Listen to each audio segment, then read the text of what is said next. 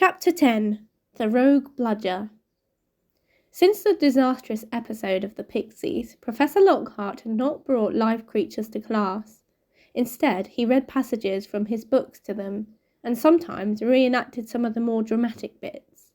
He usually picked Harry to help him with these reconstructions.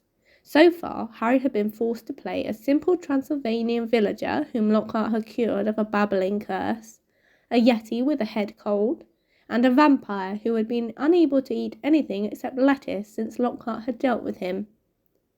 Harry was hauled to the front of the class during their very next Defence Against the Dark Arts lesson, this time acting a werewolf. If he hadn't had a very good reason for keeping Lockhart in a good mood, he would have refused to do it. "Nice loud howl, Harry." "Exactly, and then, if you'll believe it, I pounced, like this, slammed him to the floor. Thus, with one hand I managed to hold him down, with the other I put my wand to his throat, and then screwed up my remaining strength and performed the immensely complex homorphous charm. He let out a piteous moan. Go on, Harry, higher than that. Good. The fur vanished, the fangs shrank, and he turned back into a man. Simple, yet effective. And another village will remember me forever as the hero who delivered them from the monthly terror of werewolf attacks." The bell rang and Lockhart got to his feet. "Homework! Compose a poem about my defeat of the Wagga Wagga werewolf. Signed copies of Magical Me to the author of the best one." The class began to leave. Harry returned to the back of the room where Ron and Hermione were waiting. "Ready?" Harry muttered. "Wait till everyone's gone," said Hermione nervously. "All right." She approached Lockhart's desk, a piece of paper clutched tightly in her hand, Harry and Ron right behind her. Professor Lockhart," Hermione stammered, "I wanted to get this book out of the library, just for background reading." She held out the piece of paper, her hand shaking slightly. "But the thing is, it's in the restricted section of the library, so I need a teacher to sign for it. I'm sure it would help me understand what you say in Gadding with Ghouls about slow-acting venoms." Gadding with Ghouls," said Lockhart, taking the note from Hermione and smiling widely at her. "Possibly my very favourite book. You enjoyed it?" "Oh, yes," said Hermione eagerly. "So clever, the way you trapped that last one with the tea strainer." "Well, I'm sure no one will mind me giving the best student in the year a little extra help," said Lockhart warmly, as he pulled out an enormous peacock quill. "Yes, nice, isn't it?" he said, misreading the revolted look on Ron's face. "I usually save it for book signings." He scrawled an enormous loopy signature on the note and handed it back to Hermione. "So, Harry," said Lockhart, while Hermione folded the note with fumbling fingers and slipped it into her bag. "Tomorrow's the first Quidditch match of the season, I believe. Gryffindor against Slytherin, is it not? I hear you're a useful player. I was a seeker too. I was asked to try for the national squad, but preferred to dedicate my life to the eradication of the dark forces. Still, if ever you feel the need for a little private training, don't hesitate to ask. Always happy to pass on my expertise to the less able players."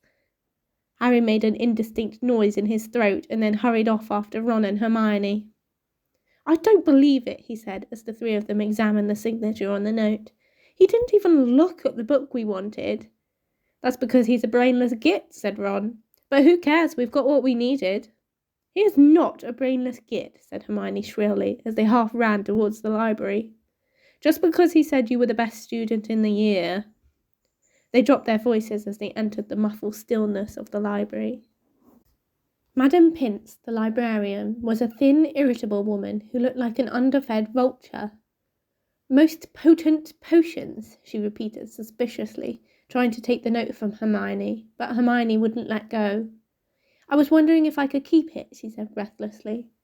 "Oh, come on," said Ron, wrenching it from her grasp and thrusting it at Madame Pince.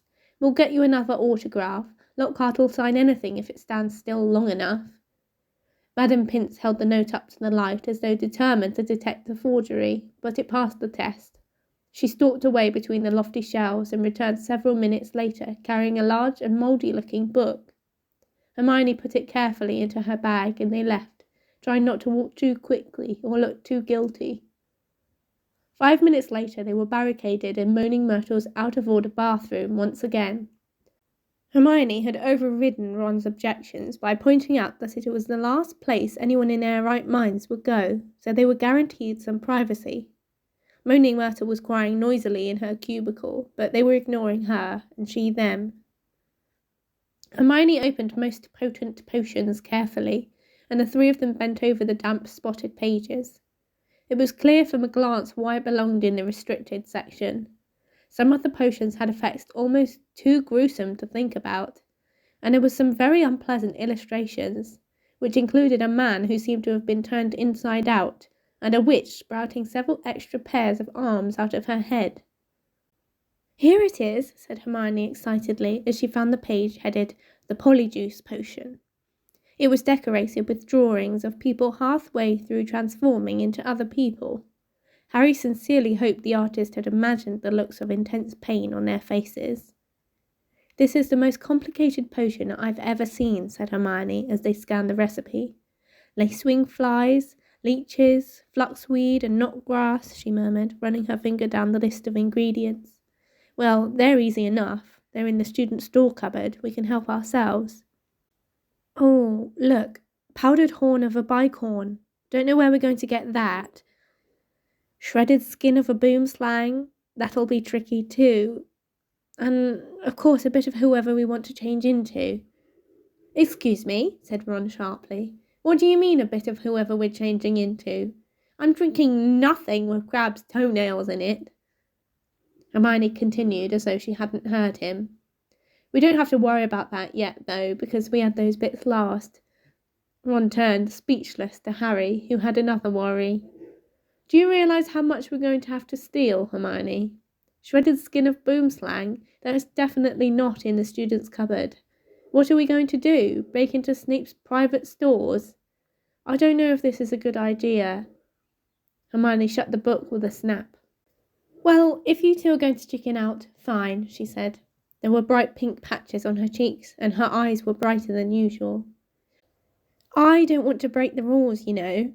I think threatening Muggleborns is far worse than brewing up a difficult potion, but if you don't want to find out if it's Malfoy, I'll go straight to Madam Pince now and hand the book back in."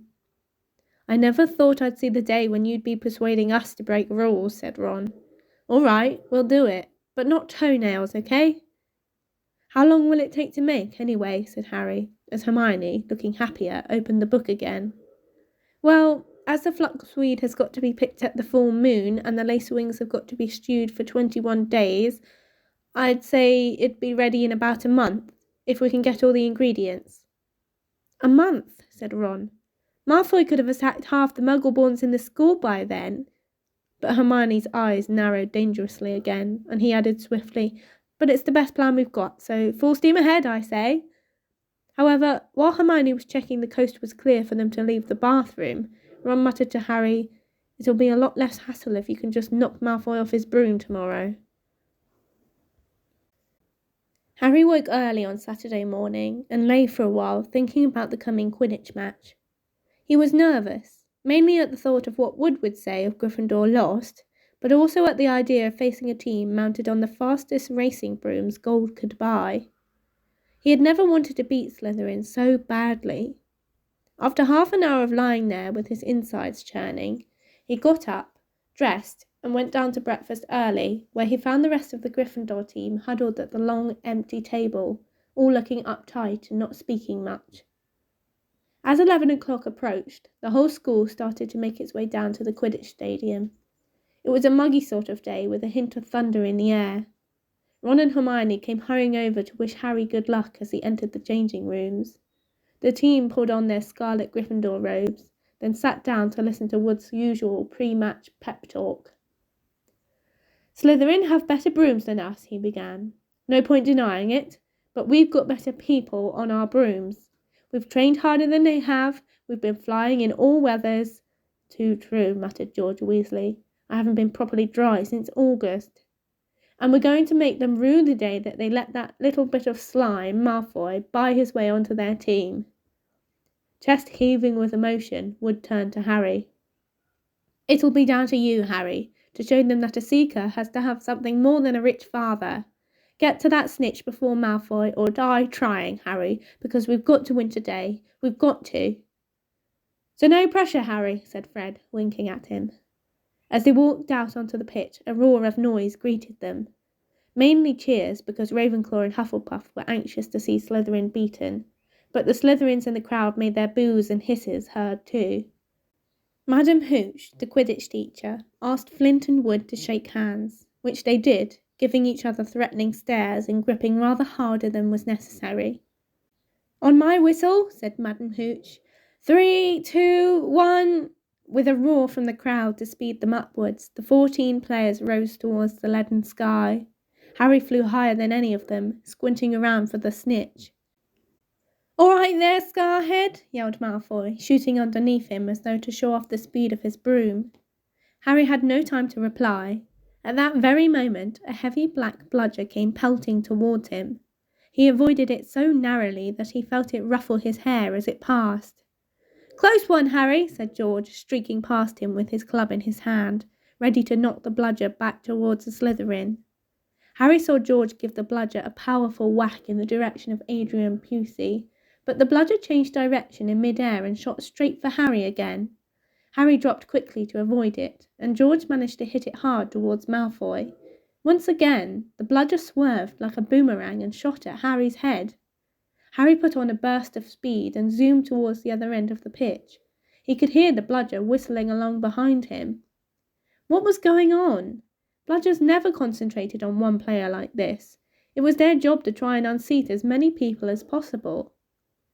Fred Weasley was waiting for the bludger at the other end. Harry ducked as Fred swung at the bludger with all his might. The bludger was knocked off course.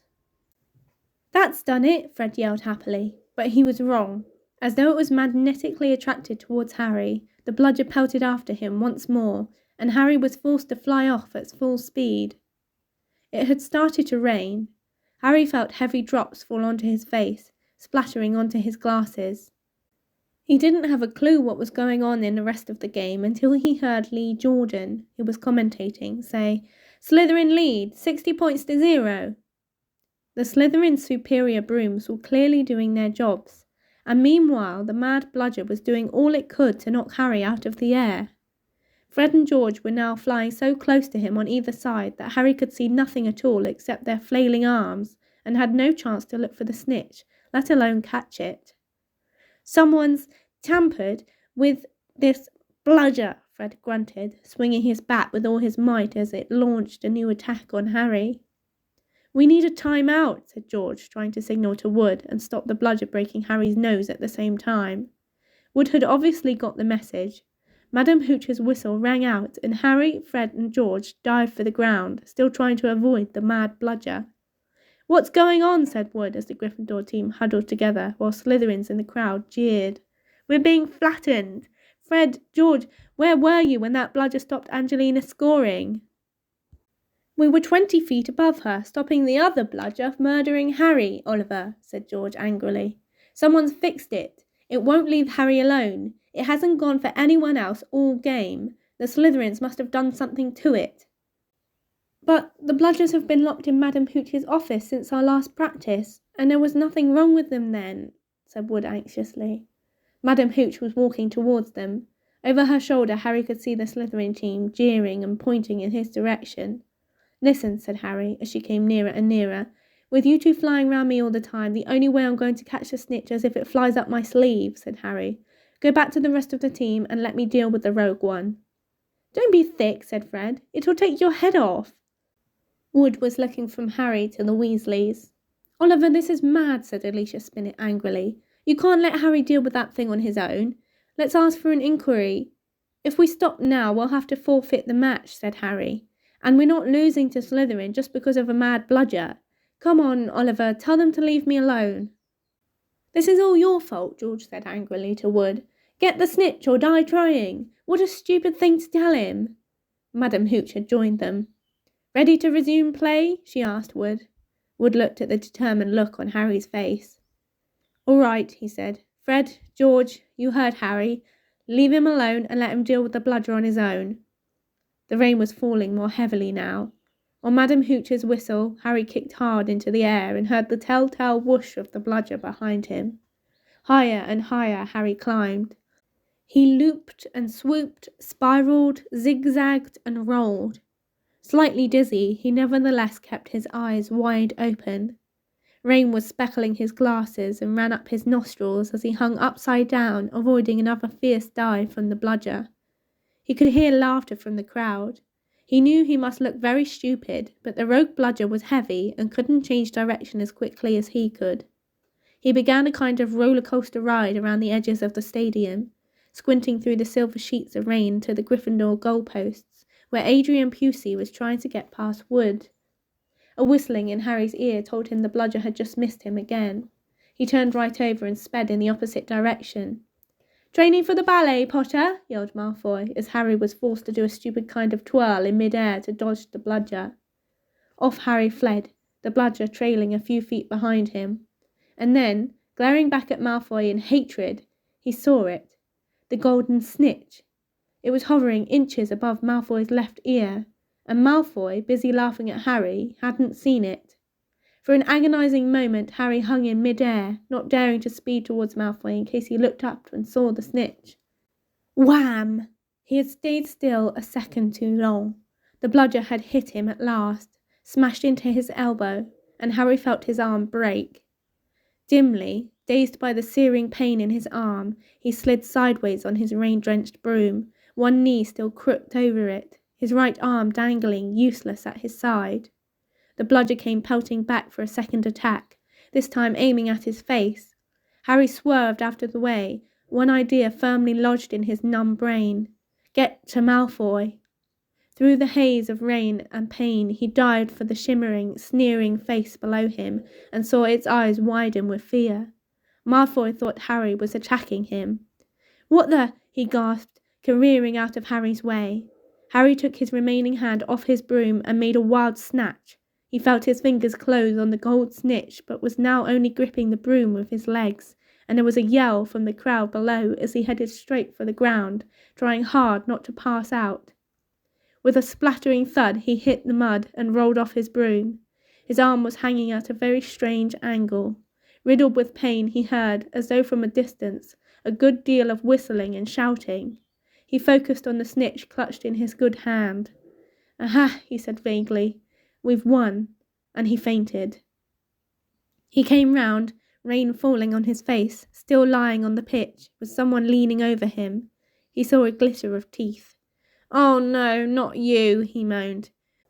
"Doesn't know what he's saying," said Lockhart loudly to the anxious crowd of Gryffindors pressing around them. "Not to worry, Harry. I'm about to fix your arm."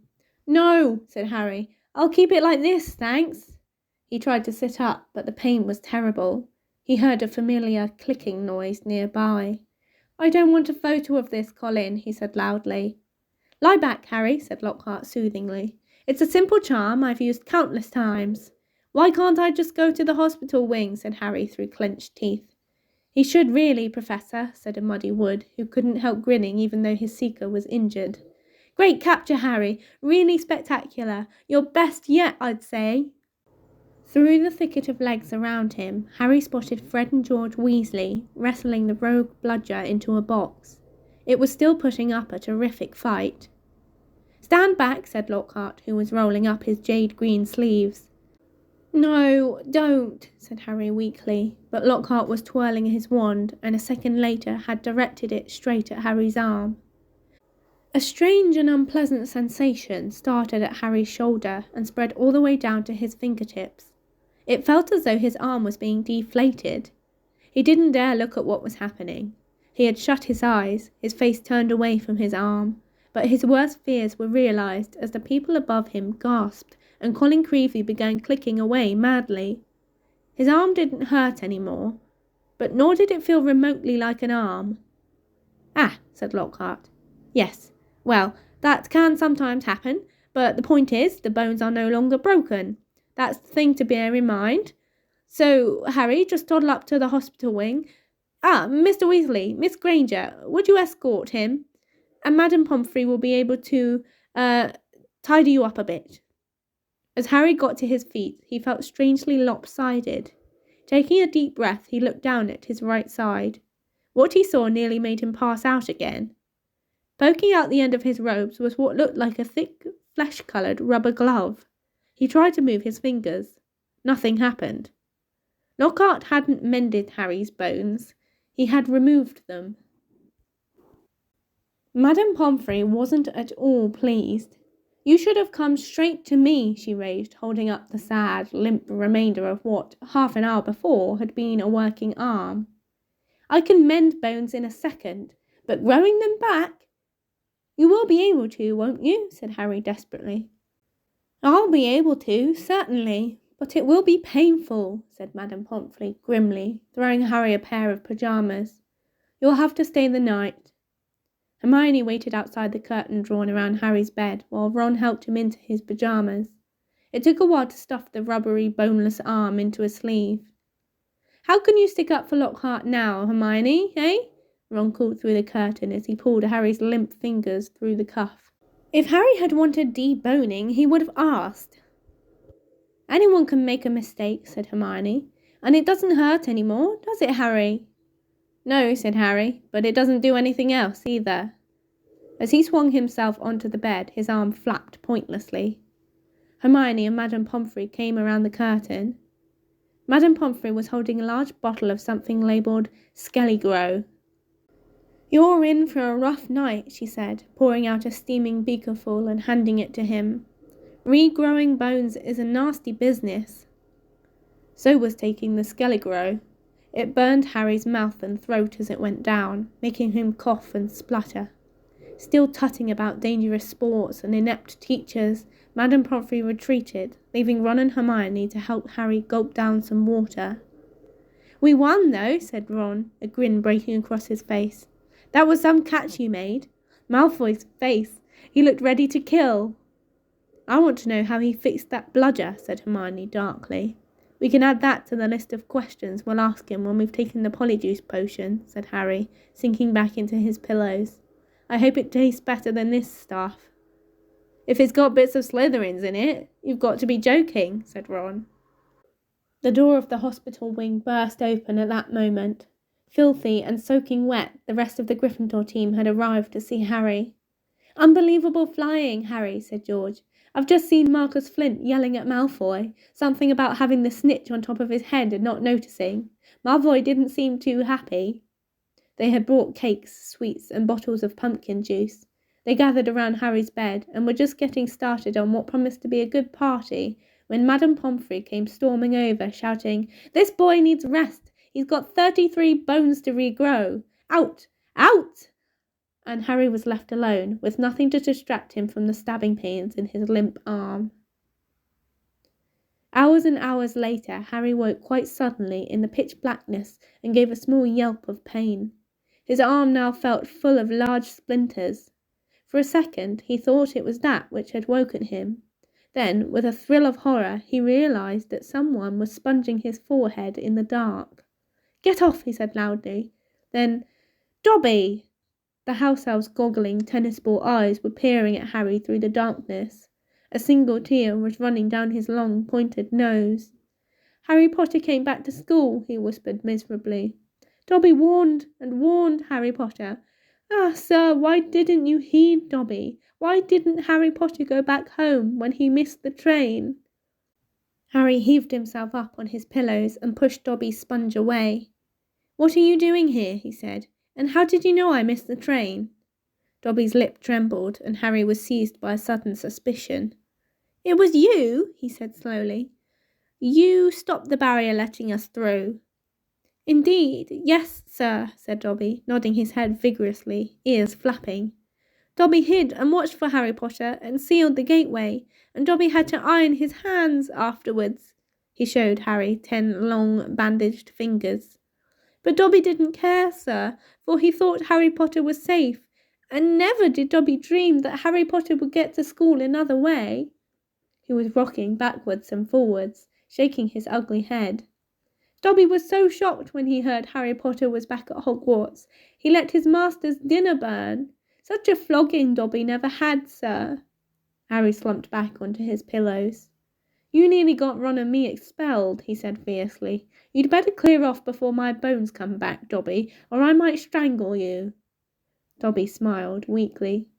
Dobby is used to death threats, sir. Dobby gets them 5 times a day at home. He blew his nose on a corner of the filthy pillowcase he wore, looking so pathetic that Harry felt his anger ebb away in spite of himself. Why do you wear that thing, Dobby? He asked curiously. This, sir, said Dobby, plucking up the pillowcase. 'Tis a mark of the house elf's enslavement, sir. Dobby can only be freed if his masters present him with clothes, sir. The family is careful not to pass Dobby even a sock, sir, for then he would be free to leave their house forever. Dobby mopped his bulging eyes and said suddenly, Harry Potter must go home. Dobby thought his bludger would be enough to make... Your bludger, said Harry, anger rising once more. What do you mean, your bludger? You made that bludger try and kill me. Not kill you, sir. Never kill you, said Dobby, shocked. Dobby wants to save Harry Potter's life. Better sent home, grievously injured, than remain here, sir. Dobby only wanted Harry Potter hurt enough to be sent home. Oh, is that all? Said Harry angrily. I don't suppose you're going to tell me why you wanted me sent home in pieces? Ah, if Harry Potter only knew, Dobby groaned, more tears dripping onto his ragged pillowcase. If he knew what he means to us, the lowly, the enslaved, us dregs of the magical world. Dobby remembers how it was when he who must not be named was at the height of his powers, sir. We house elves were treated like vermin, sir. Of course, Dobby is still treated like that, sir, he admitted, drying his face on the pillowcase. But mostly, sir, life has improved for my kind since you triumphed over he who must not be named. Harry Potter survived, and the Dark Lord's power was broken, and it was a new dawn, sir, and Harry Potter shone like a beacon of hope for those of us who thought the dark days would never end, sir. And now, at Hogwarts, terrible things are to happen, are perhaps happening already, and Dobby cannot let Harry Potter stay here now that history is to repeat itself, now that the Chamber of Secrets is open once more. Dobby froze, horror-struck, then grabbed Harry's water jug from his bedside table and cracked it over his own head, toppling out of sight. A second later he crawled back onto the bed, cross-eyed, muttering, Bad Dobby, very bad Dobby.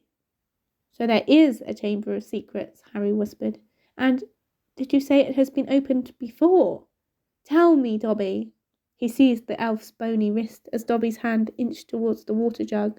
But I'm not Muggle-born. How can I be in danger from the chamber? Ah, sir, ask no more of poor Dobby, stammered the elf, his eyes huge in the dark. Dark deeds are planned in this place, but Harry Potter must not be here when they happen. Go home, Harry Potter, go home. Harry Potter must not meddle in this, sir. 'Tis too dangerous. Who is it, Dobby? Harry said, keeping a firm hold on Dobby's wrist to stop him hitting himself with the water jug again. Who's opened it? Who opened it last time?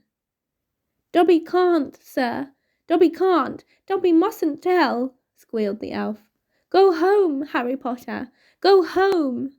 I'm not going anywhere, said Harry fiercely. One of my best friends is Muggle-born. She'll be the first in line if the chamber really has been opened. Harry Potter risks his own life for his friends, moaned Dobby, in a kind of miserable ecstasy. So noble, so valiant. But he must save himself. Harry Potter must not... Dobby suddenly froze, his bat ears quivering.